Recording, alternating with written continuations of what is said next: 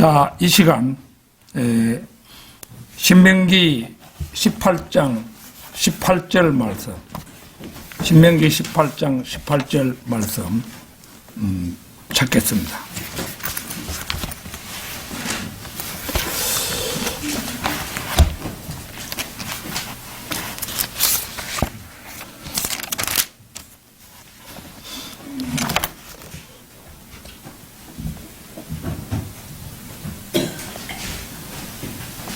다 찾으신 줄 알고 받들어 읽겠습니다. 내가 그들의 형제들 가운데서 너와 같은 한 선지자를 그들에게 일으켜서 내 말들을 그의 입에 두리라. 그리하면 그는 내가 그에게 명령한 모든 것을 그들에게 말하리라. 거기서 보면은 이제 한 선지자를, 이 한 선지자가 예수님이죠. 그래서 그 하나님 아버지의 말들을 예수님의 입에 두어서 사람들에게 전파하게 하겠다는 그 말씀을 지금 하고 있는 거죠. 자, 먼저 주일에 예고했던 대로 주 예수 그리스도의 모형인 모세, 오늘 그 두 번째 시간이 되겠습니다. 오늘의 본문 말씀은 지금부터 최소 3,500여 년 전에 기록되었습니다. 욥기가 3,800년 전, 욥기가 최초의 책이지요. 그 다음에 이제 모세오경이라고 할 수 있는데 이게 3,500여 년 전에 기록이 되었습니다. 이 말씀에서 너와 같은 한 선지자라는 대목이 예수 그리스도를 가리킨 말임이 분명할진데 이 말씀은 우주와 영원을 경영해 가는 분이 아니고는 하실 수 없는 말씀임이 분명합니다. 가령 100년이나 몇십 년 살다 가는 인생으로서는 이런 말씀을 하실 수가 없기 때문입니다. 성경의 등장인물 가운데 주인공은 단연 예수 그리스도이십니다. 요한복음 5장 39절 찾겠습니다. 요한복음 5장 39절.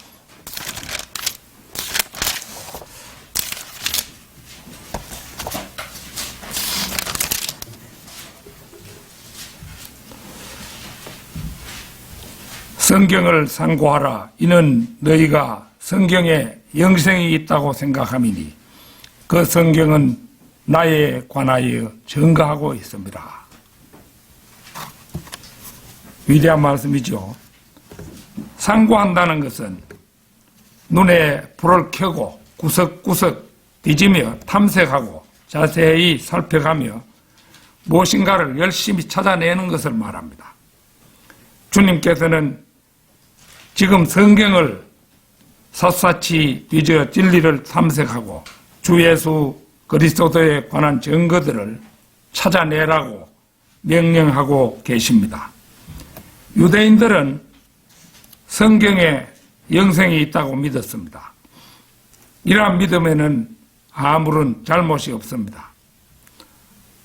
아니, 이러한 사고는 본질의 정곡을 찌른 그런 사고라고 할 수 있습니다. 그러나 그 영생이 예수 그리스도를 통하지 않고는 얻을 수 없다는 사실을 유대인들은 깨닫지 못했습니다. 그들은 영생이 예수 그리스도와는 무관한 것으로 오해하는 대실수를 범했던 것입니다. 이것은 그들이 성경을 제대로 상고하지 않았기 때문이라기보다 그들의 완고함에서 비롯된 당연한 무지였던 것입니다. 아울러 성경에는 무수한 보조인물들이 성경의 각 페이지를 장식하고 있습니다. 물론 이 보조인물들은 그대로 독립된 한 역사이면서 주인공인 예수 그리스도를 더 확실하게, 더 뚜렷하게 나타내기 위해서 배치되어 있습니다.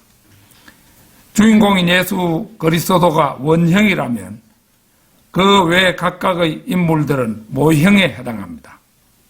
그러나 그 모형도 일률적이지는 않고 제나람의 그 독특성을 가지면서 모형으로서의 역할을 수행하고 있습니다.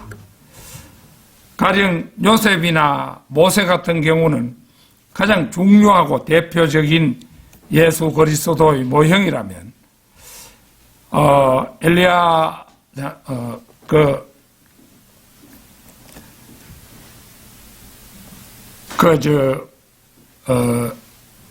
에레미야서에 나오는 그 에벤멜렉이라고 나오죠. 왕의 내시 가운데 에벤멜렉이라고 나오는데 에벤멜렉 같은 그런 작은 인물도 나름대로는 예수 그리스도의 충실한 모형임이 틀림없습니다. 이 성경이라는 것은 진짜 그 말씀이 오묘해요. 평범한 서술 속에 그 모형이 있고 원형이 있고 그렇게 되는 겁니다. 가령 창세기 24장의 경우에 아브라함은 아버지 하나님의 모형이고 이삭은 이제 그 예수님의 모형이 되고 그 다음에 이제 그 신부감을 구하러 가는 종이 있지요. 늙은 종 엘리에셀이라고 우리가 추정하는데요. 엘리에셀 같은 인물은 성령님의 모형입니다. 그 다음에 이제 그 이삭의 신부가 될 그 사람은 이방인 신부를 나타내는 그 리버카 있잖아요. 이방인 신부를 나타내는 거잖아요. 그러니까 그 평범한 서술 속에 보면은 이방인 신부는 바로 우리가 나중에 이방인 신부가 되는 거잖아요. 그러니까 언뜻 보면 그 평범한 서술 같은데 아버지 하나님의 모형 아브라함이 있고 성령님의 모형 엘리에셀이 있고 예수님의 모형 이삭이 있고 그 다음에 이방인 신부의 모형 리버카가 있다. 이거 성경이 아니고는 그런 모형이 있을 수가 없어요. 그런 게 이게 이제 성경 말씀이라 하는 것이 참으로 하나님의 말씀이다. 우리가 그런 것을 알게 되는 것입니다. 세상에서 보면은 누가 쓴 소설이 훌륭하네, 뭐가 쓴 책이 훌륭하네 이렇게 하지만은 그런 것은 성경에 비해서는 하잘것 없는 책에 지나지 않는 것입니다. 오늘 저는 예수 그리스도의 큰 모형 가운데 한 사람인 모세에 대해 두 번째로 살펴보면서 중요한 교훈들을 탐색해 보려고 합니다. 주 예수 그리스도의 모형인 모세. 첫째, 모세와 예수 그리스도는 둘 다 자기 백성에게 생수를 주었던 사람들이라는 점입니다. 고린도전서 10장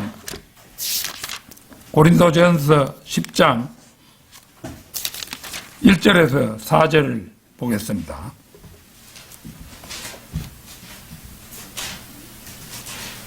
형제들아, 이제 나는 너희가 모르는 것을 원치 아니하노니 이는 우리 조상들이 구름 아래에 있었고 모두 바다를 통과하였으며 모두 구름과 바다 속에서 모세에게 침례를 받았고 또 모두 같은 영적 음식을 먹었으며 모두 같은 영적 음료를 마셨다는 것이라. 이는 그들이 그들을 따랐던 그 영적 반석에서 나온 것을 마셨으며 그 반석은 그리스도셨음이라. 여기에서 이는 우리 조상들이 모두 구름 아래에 있었고 모두 바다를 통과하였으며 라는 말씀은 이스라엘 백성이 출애굽 당시 홍해를 건널 때 물속으로 통과하였음을 우리에게 알려줍니다. 그들이 발끝에서 머리끝까지 물속을 통과했던 것은 하나의 필수적인 과정이었습니다. 바닷물이 양쪽으로 갈라진 사이로 뚫린 통로 양쪽은 물벽을 이루고 있고 또 구름 아래에 있음으로 해서 그들의 머리 위에도 옆에도 물이 덮고 있었습니다. 바로 이처럼 이스라엘 사람들은 이집트를 탈출할 당시 홍해를 건너면서 모두 구름과 바다 속에서 모세에게 침례를 받았던 것입니다. 세상과 손을 끊고 죄에 대하여 죽고 그리스도 안에서 거듭난 그리스도인들이 침례를 받는 것도 이와 마찬가지라고 하겠습니다. 또 모두 같은 영적 음료를 먹었으며 모두 같은 영적 음료를 마셨다는 것이라. 이는 그들을 따랐던 그 영적 반석에서 나온 것을 마셨으며 그 반석은 그리스도셨음이라. 출애굽기에 나오는 반석은 예수 그리스도를 예표합니다. 물론 이스라엘 출애굽 당시에는 문자 그대로 실제적인 바위에서 문자 그대로 실제적인 물이 솟아나왔습니다. 전에 제가 시내산에 대해서 설교를 하면서 여러분들에게 모세가 물을 내었던 그 반석 있잖아요. 그 바위가래 사진으로 찍어 놓은 거는 좀 많은 것 같이 생각되지만은 7, 8층 되는 아파트 높이하고 그 바위 높이가 같다는 것입니다. 그래서 그 바위가 예수 그리스도를 이제 상징하는 것이죠. 그래서 이스라엘 출애굽 당시에는 문자 그대로 실제적인 바위에서 문자 그대로 실제적인 물이 솟아나왔습니다. 그러나 이것은 훗날 영적인 반석에서 영적인 물이 솟아나올 것을 미리 예표해 주는 모형이었습니다.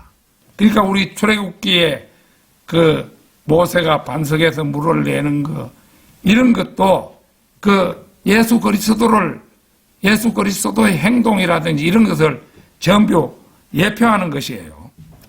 이집트를 탈출하여 약속의 땅을 향해 가던 40년 동안 줄곧 이스라엘 백성에게는 이처럼 영적인 반석이 따라다녔고 그 반석이 훗날에는 그들에게 예수 그리스도라는 반석이 실제로 나타나셨습니다.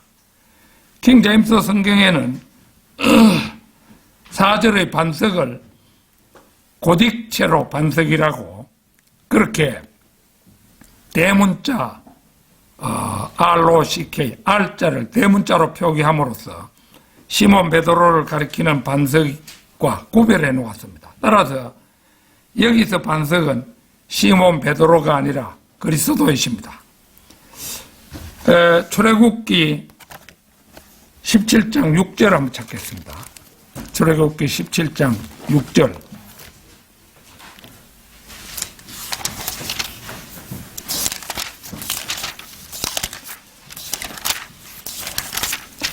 (17장 6절) 보라, 내가 거기 호렙에 있는 반석 위에서 네 앞에 서리니 너는 반석을 치라. 그러면 그곳에서 물이 나오리니 백성이 마시리라 하시니 모세가 이스라엘 장로들 앞에서 그렇게 행하니라. 모세는 하나님의 명령에 따라 바위를 쳤습니다.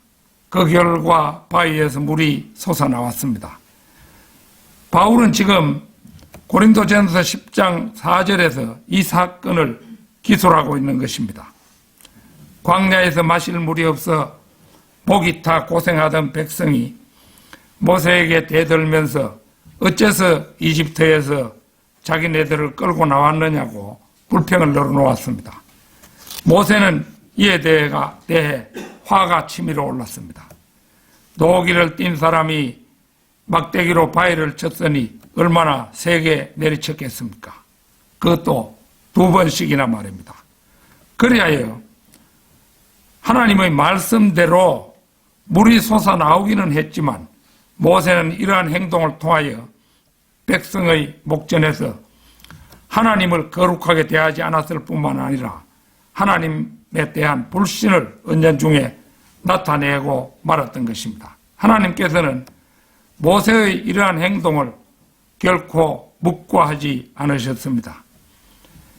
하나님께서는 모세의 불신과 그릇된 행동을 날카롭게 지적하셨고 그로 인하여 그가 약속의 땅으로 들어가지 못하리라고 말씀하셨습니다. 이처럼 하나님께서는 이스라엘 백성이 약속의 땅으로 들어가면서 반석이라는 예표에 대해서 얼마나 깊게 생각하고 다루어야 할 것인가를 암시하셨습니다.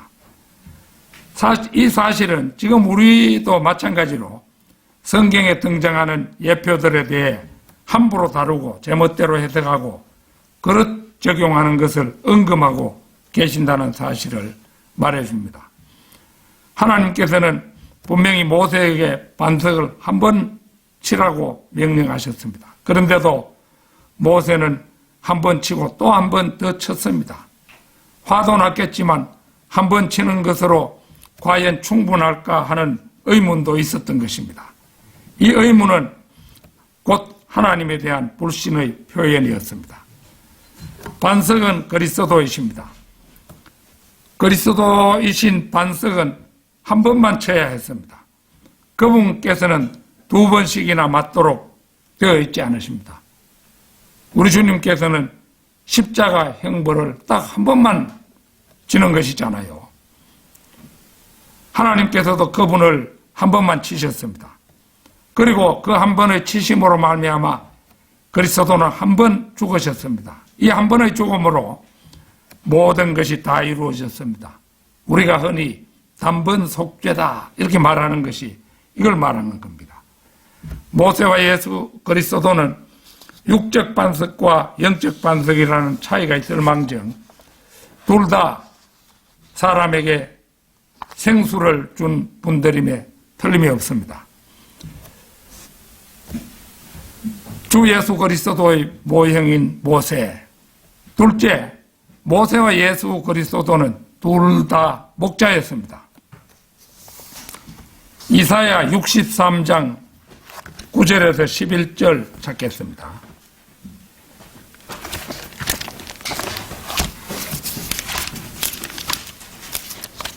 이사야 63장 9절에서 11절입니다.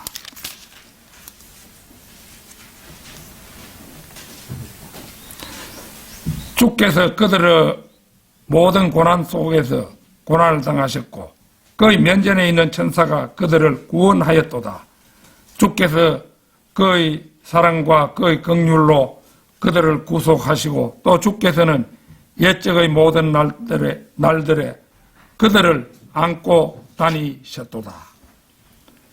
그러나 그들은 반역하였고 주의 거룩한 영을 괴롭혔으니 그러므로 주께서 돌이켜 그들의 원수가 되셔서 그들을 대적하여 싸우셨도다.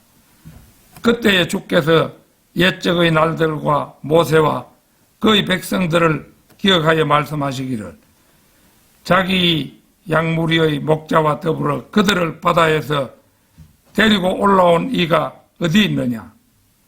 그 안에 그의 거룩한 영을 둔 이가 어디 있느냐? 40년 광야 생활에서 사사건건 이스라엘이 반역하였으나 하나님께서는 끝내 그들을 측은히 여기셨습니다. 자기 양무리의 목자와 더불어 그들을 바다에서 데리고 올라온 이가 어디 있느냐? 그 안에 자기 거룩한 영을 둔 이가 어디 있느냐? 나 하나님밖에 없지 않느냐? 이 말이잖아요. 전능하신 하나님께서는 영원에 거하시는 분이므로 시간의 순서에는 구애받지 않으십니다. 자기 양무리의 목자와 더불어 그들을 바다에서 데리고 올라올 때 그분께서는 그들이 배반할 먼 미래까지도 다 보고 계셨지만 바다에서 데리고 올라오시고 그들 안에 자신의 거룩한 영을 두신 분이 우리 하나님이신 것입니다. 강산도 변한다는 10년 세월이 4번이나 이어지는 40년간 모세는 장인 이드로 양떼를 치며 목자로서의 소양을 쌓을 만큼 쌓았습니다. 모세는 양들을 얻을 줄도 알고 달랠 줄도 알았습니다. 모세는 40년간 양들에게 일어날 수 있는 모든 경우를 섭렵하고 대처할 줄도 알았습니다. 하나님께서는 이때를 기다리고 계셨습니다. 동족을 위해 살인까지도 거침없이 저질렀던 혈기왕성한 모세를 그 혈기가 다 죽도록 멀고 먼 미디안 땅으로 보내시고 그로 하여금 목자로서의 소양이 갖춰지기만을 이제나 저제나 하고 기다리셨습니다. 그리하여 이만하면 되었다 싶었을 때 장정만 해도 60만, 어린아이와 여자들까지 합하면 200만이 넘는 큰 민족을 그에게 맡기셨던 것입니다. 우리 주님도 목자이셨습니다. 요한복음 10장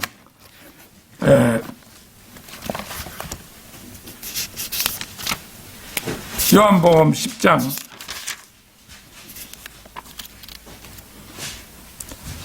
14절 15절 보겠습니다. 나는 선한 목자라. 나는 양들을 알고 내 양들도 나를 아느니라. 아버지께서 나를 아시는 것 같이 나도 아버지를 아나니 나는 양들을 위하여 나의 생명을 내어 놓느니라. 여기에서 나는 선한 목자라. 나는 양들을 알고 내 양들도 나를 아느니라. 이 말씀에서는 또 악한 목자가 있음을 암시하지요. 나는 선한 목자라. 이 말이 악한 목자가 있음을 암시합니다. 대표적인 악한 목자는 스가랴 11장에 나오는 우상 목자입니다. 아버지께서 나를 아시는 것 같이 나도 아버지를 아나니 나는 양들을 위하여 나의 생명을 내어 놓느니라. 선한 목자이신 예수 그리스도께서는 11절에서 하신 말씀을 반복하시면서 갈보리 십자가를 예언하십니다. 모세는 이들의 목자였지만 하나님의 목자이신 그분께서 생명을 내어 놓으시겠다는 것입니다. 즉 하나님께서 양들을 위하여 생명을 내놓으시겠다는 것입니다. 안다는 것은 곧 사랑한다는 의미를 함축합니다. 예수 그리스도께서는 아버지께서 나를 사랑하시고 나도 아버지를 사랑하듯이 나도 내 양들을 사랑하여 나의 생명을 내어놓겠다고 말씀하십니다. 모세도 예수 그리스도도 목자이지만 주님께서는 우리를 위해 목숨까지도 내놓으신 분임을 잊어서는 안 될 것입니다. 주 예수 그리스도의 모형인 모세. 셋째는 모세와 예수 그리스도는 둘 다 약속의 땅에 들어가기 전에 죽었습니다. 신명기 34장 1절에서 5절을 찾겠습니다. 신명기 34장 1절에서 5절입니다.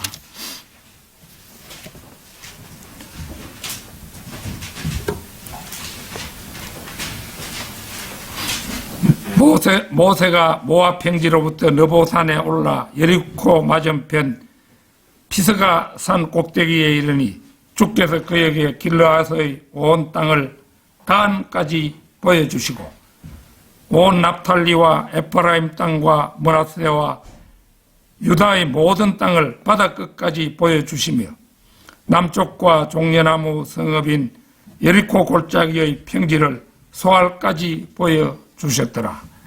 주께서 그에게 말씀하시기를 이것은 내가 아브라함과 이삭과 야곱에게 맹세한 그 땅이니 내가 그것을 네 씨에게 주리라 하였느니라. 내가 그것을 네 눈으로 보게 하였으나 너는 그곳으로 건너가지 못하리라. 그러므로 주의 종 모세가 주의 말씀대로 모압 땅에서 죽으니라. 모세가 가나안 땅에 들어가지 못한 원인은 우리가 훨씬 앞에 있었음을 알고 있죠. 우리가 살펴봤잖아요. 예수님의 예표인 반석을 2번 치는 바람에 들어가지 못했습니다.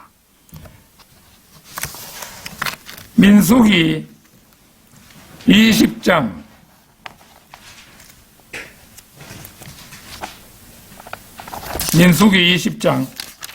8절에서 12절 찾겠습니다.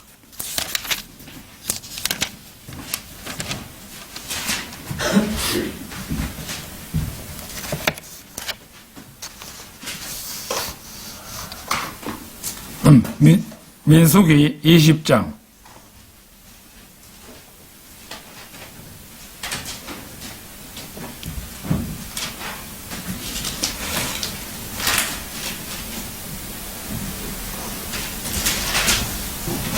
자, 그 10절부터 보겠습니다. 8절부터라기보다 10절부터. 모세와 아론이 회중을 바위 앞에 모아놓고 그들에게 말하기를 패역한 너희는 이제 들으라. 우리가 이 바위에서 너희에게 물을 나오게 해야만 하겠느냐 하고 모세가 손을 들어 자기 막대기로 그 바위를 2번 쳤더니 물이 풍부하게 솟아나와서 회중이 마시고 그들의 짐승들도 마셨더라. 그러자 주께서 모세와 아론에게 말씀하시기를 너희가 나를 믿지 아니하고 이스라엘 자손의 목전에서 나를 거룩하게 하지 아니하였으므로 너희는 이 회중을 내가 그들에게 준 땅으로 데리고 들어가지 못할 것이니라 하시니라. 이것이 머리바의 물이니 이는 이스라엘 자손이 주와 더불어 다투었고 그들 가운데 거룩함을 보이셨기 때문이라. 8절, 바로 앞에 8절을 보면 하나님께서 모세에게 너와 아론은 회중을 모아놓고 이제 여기서는 바위에게 말하라 이랬는데 모세와 아론은 바위 대신 백성에게 말했고 주님의 예표가 되는 바위를 2번이나 치는 불경을 저지릅니다. 이는 매주 예수님을 죽이는 가톨릭 미사를 행한 것이나 진배 없었습니다. 가톨릭은 그 주일마다 미사를 행하지요. 그러면서 이제 그 미사에 쓰는 빵은 예수님의 살이 되고 그 다음에 미사에 쓰는 포도주는 예수님의 진짜 피가 된다. 이런 이제 생각하에서 그들은 매주 미사를 행하는데 이게 진짜 피를 가지고 진짜 피가 되는 건 아니지만 진짜 피를 가지고 그들은 지내는 것이 되기 때문에 바로 이거 큰 하나님 앞에 큰 죄를 범하는 것입니다. 그들은 예수 그리스도로 하여금 한 번 이상 맞게 한 것입니다. 한 번이 아니죠. 한평생 매주 1년에 54주입니까? 1년에 그 50몇 주 되는 1년의 주일을 매주 빵과 포도주를 마시면은 몇 번이나 예수님을 죽이는 것이 됩니까? 그러니까 그거 한 번만 죽어도 될 예수님을 1년에 52번씩 이렇게 죽인다. 그거 있을 수가 없는 거죠. 그러니까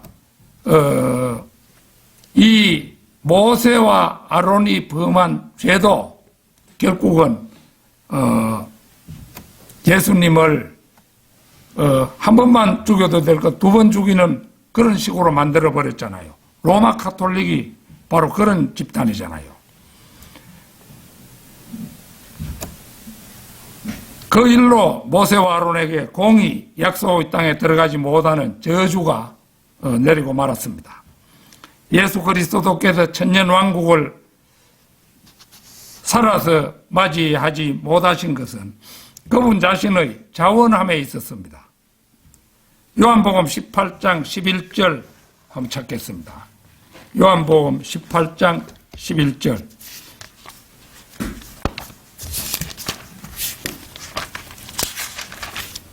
(18장 11절)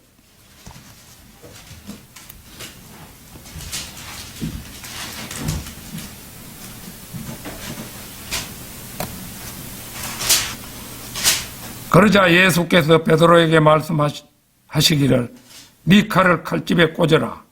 내 아버지께서 내게 주시는 잔을 내가 마시지 아니하겠느냐고 하시더라. 여기서 말씀하는 나의 아버지께서 내게 주시는 잔은 마태복음 26장 39절에서 오 나의 아버지시여 가능하시거든 이 잔을 내게서 지나가게 하옵소서. 그러나 내가 원하는 대로 하지 마옵시고 아버지께서 원하는 대로 하옵소서 라고 기도하셨던 그 잔이고 갈보리에서 받아 마셨던 그 잔이었습니다. 예수 그리스도께서는 죽음을 꺼리거나 두려워했던 적이 한 번도 없으셨습니다. 이 잔은 죽음의 잔이 아니라 하나님의 진노의 잔이었습니다. 이 잔은 하나님의 구원 계획을 성취하기 위해서는 반드시 마셔야 할 잔이었고 그분께서는 혼이 심히 슬퍼 죽을 지경이었지만 아버지께서 원하시는 대로 받아 마시셨던 것입니다. 주 예수 그리스도의 모형인 모세. 넷째, 모세와 예수 그리스도는 둘 다 무덤에서 일어났습니다. 신명기 34장 6절에서 8절 한번 보겠습니다. 신명기 34장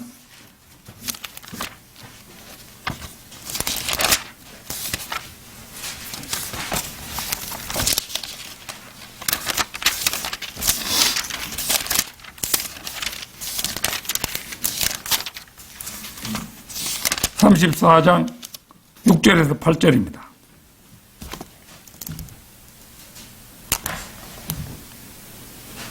주께서 그를 베포올 맞은편 모압 땅에 있는 골짜기에 장사하셨으니 오늘까지 그의 묘를 아는 자가 아무도 없더라. 모세가 죽을 때에 120세였으나 그의 눈이 흐리지 아니하였고 그의 기력도 쇠하지 아니하였더라. 이스라엘 자손이 모압 평지에서 40일 동안 애곡하였더니 모세를 위하여 애곡하고 슬퍼하는 날들이 끝나니라. 이것을 기록한 것은 모세 자신이 아니라 여호수아였을 것입니다. 죽은 사람이 자기 자신에 대해서 미리 기록해 놓을 수도 있겠지만은 그럴 필요가 없죠. 아브라함 다음으로 위대한 모세의 무덤이 아무도 아는 자가 없더라. 이 서술은 우리에게 신비로움을 자아내지요. 그러나 여기에 대해서는 성경에 답이 있습니다. 유다서 9절 한번 찾겠습니다. 유다서 9절.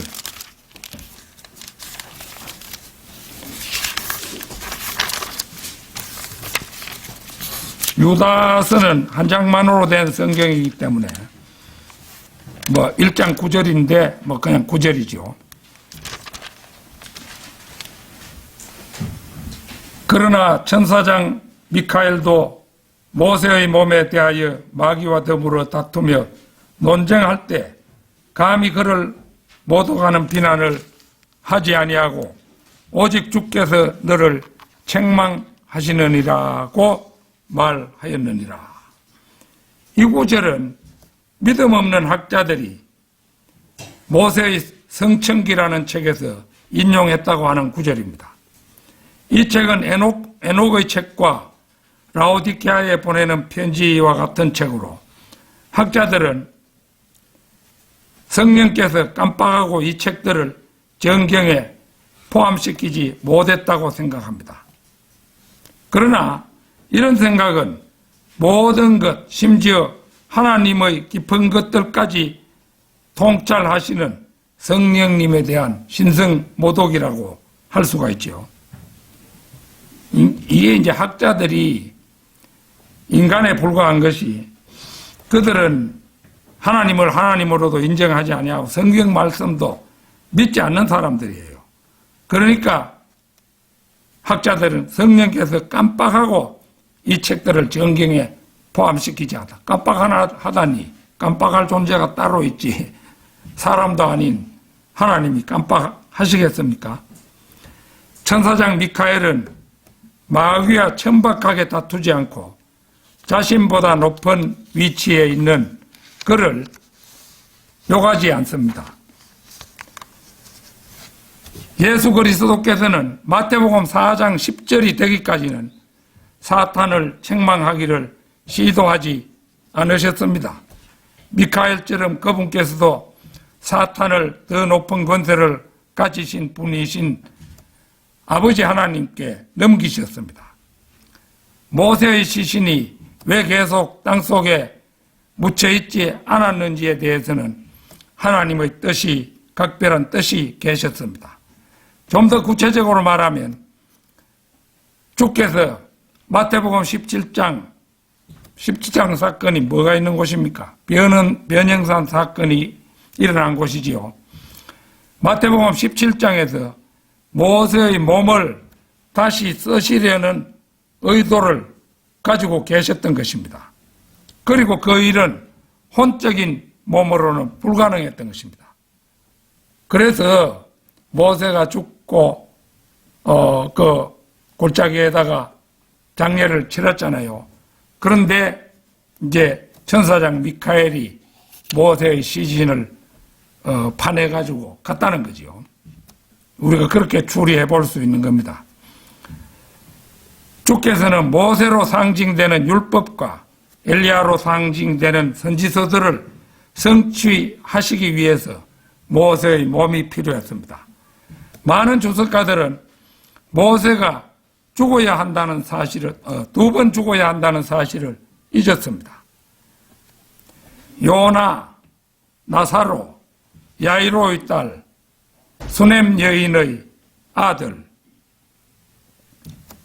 이런 사람들은 2번 죽었던 사람입니다. 나사로가 무덤 속에 있다가 부활했잖아요. 다시 살아났지만은 또 다시 죽었잖아요. 2번 죽는 용례에 해당하는 그런 사람들인데, 요나도 고래에게 삼켜져서 지옥의 뱃속까지 갔다고 그렇게 얘기했기 때문에 요나도 사실은 죽었었습니다. 그랬는데 이제 다시 토함으로 해서 요나가 다시 살아났습니다. 그러나 그 요나는 죽었지요. 2번 죽었습니다. 그래서 모세도 같은 경우에 해당된다 이래 볼 수가 있습니다. 요한계시록 11장에 나오는 2 증인 가운데 한 사람이 바로 모세입니다. 그는 엘리야와는 달리 2번 죽는 것이 운명으로 정해져 있습니다. 왜 유다서 9절에서 천사장 미카엘이 했던 것처럼 주께서 사탄을 아버지 하나님께 넘기셨는가 하는 이유는 마태복음 4장이 되기까지는 사탄 또한 자신의 영역을 주장할 수 있었기 때문입니다. 사탄은 욥을 고소했듯이 우리를 고소할 수 있으며 베드로를 시험했듯이 우리를 시험할 수 있습니다. 하지만 사탄이 아들 하나님도 고소할 수 있다면 얼마나 큰 권세를 가진 그런 존재입니까? 권세에 있어서 사탄과 비교할 피조물이 없는 것입니다. 그러나 주님께서는 이 세상 신인 마귀를 거의 홈그라운드인 이 세상에서 이기셨습니다. 누가복음 4장에서 그렇게 하셨잖아요. 주님께서는 마귀를 혼내셨으며 그에게 도전하셨고 그와 육박전으로 맞붙으셨던 것입니다. 골로새서 2장 14절 15절 보겠습니다.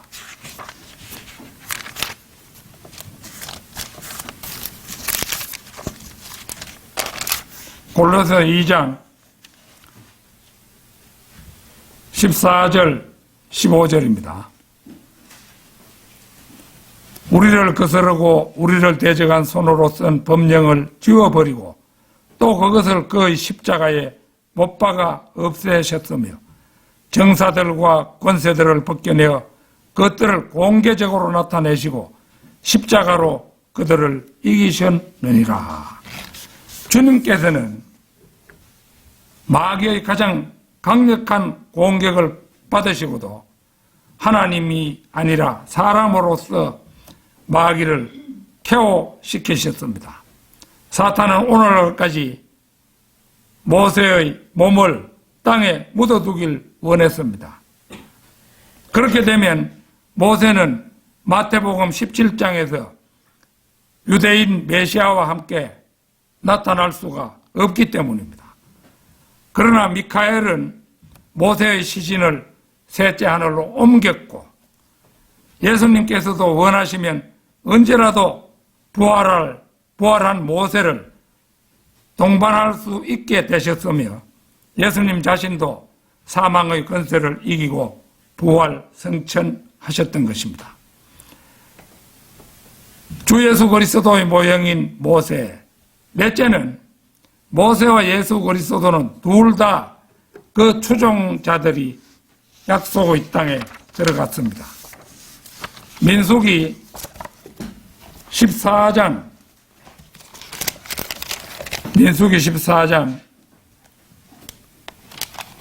28절에서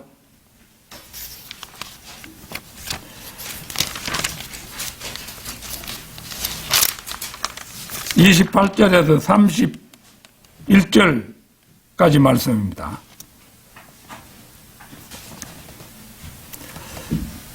그들에게 말하라. 주가 말하노라. 진실로 내가 살아있거니와 너희가 내 귀에 말한 그대로 내가 너희에게 행하리니 너희의 시체가 이 광야에 떨어질 것이며 20세 이상으로 너희의 전체 수에 따라 너희 가운데서 계수하던 모든 자, 즉 나를 거역하여 불평하였던 자들인 너희는 예푸네의 아들 칼렙과 눈의 아들 여호수아를 제외하고는 내가 너희에게로 거기에 살게 하리라고 맹세했던 그 땅에 절대로 들어가지 못하리라. 그러나 너희의 어린 것들, 즉 너희가 말하기를 먹이가 되겠다고 한 그들은 내가 데리고 들어가리라. 그들은 너희가 멸시하였던 그 땅을 알게 될 것이라. 그 뒤에 34절도 한번 보겠습니다. 너희가 그 땅을 탐지한 날수를 따라 곧 40일의 하루를 1년으로 하여 40년간 너희가 죄악을 질지니 그리하여 너희가 나의 약속의 파기를 알리라 하라. 40년 동안에 여호수아와 칼렙을 제외한 어른들이 다 죽고 그 자손들인 어린 것들만 약속의 땅에 들어갔습니다. 얼마나 무서운 하나님이십니까? 하나님이시는 거 전능하신 분이니까 용서하실 만도 한데 절대로 용서 안 하셨어요. 구원받은 예수 그리스도의 추종자들은 지난 2000년 동안 죽어서 하늘 낙원으로 가서 대기 중에 있습니다. 그 하늘 낙원에 가서 혼들로 지금 대기 중에 있습니다.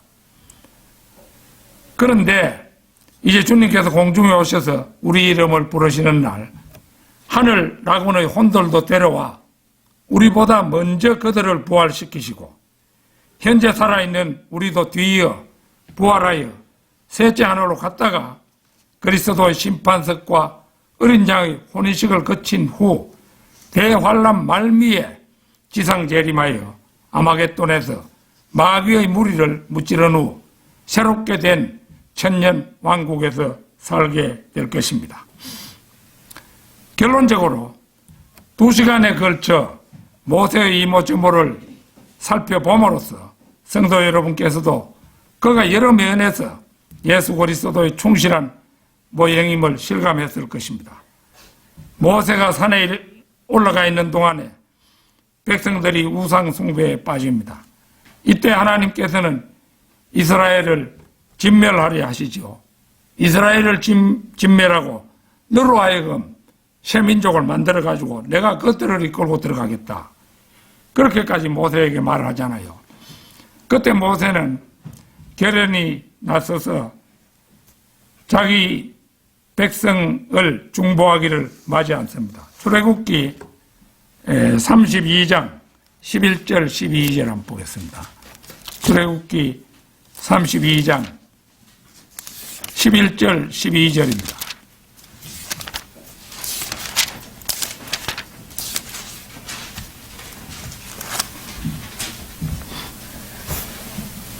모세가 그의 하나님께 간구하여 말씀드리기를 주여 주께서 위대하신 능력과 능하신 손으로 이스라엘 땅에서 데리고 나오신 주의 백성에 대하여 어찌하여 주의 진노가 맹렬하시나이까?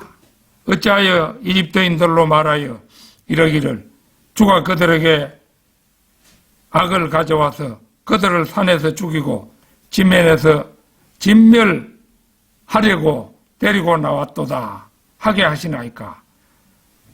주의 맹렬한 진노에서 돌이키시고 주의 백성을 향한 이 재앙에서 마음을 돌리소서.